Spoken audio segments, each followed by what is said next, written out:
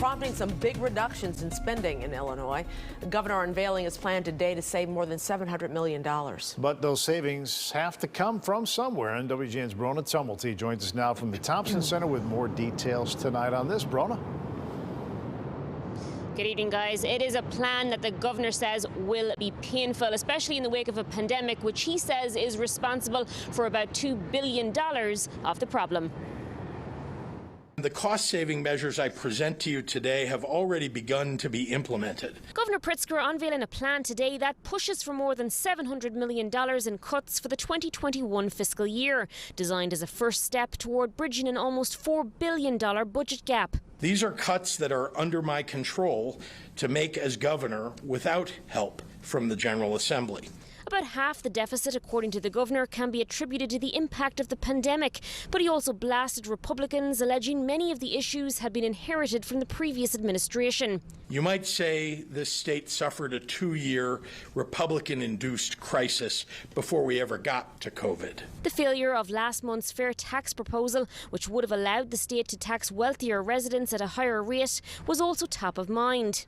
Because tax fairness was taken off the table, there will be a real human impact here. And while we've scoured the budget for ways to cause the least pain, I'm sorry to say that we simply cannot prevent these losses from touching the real lives of our residents. Among the cuts outlined today, approximately $200 million is slated to be saved across healthcare and human services, with another $71 million or so being cut from public safety. Approximately 10% of these reductions come from public safety agencies, most significantly from the Department of Corrections. The governor also hopes to save $75 million through personnel cost adjustments. My staff is in conversations with AFSCME to discuss furlough days and personnel cost adjustments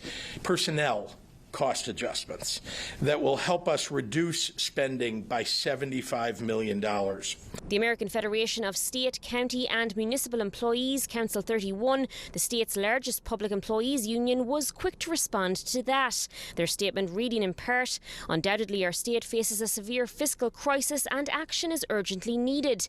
However, it is grossly unjust to suggest that frontline state employees who have already sacrificed so much in our current public health crisis should bear an outsized share of the burden of fixing the state's fiscal crisis as well."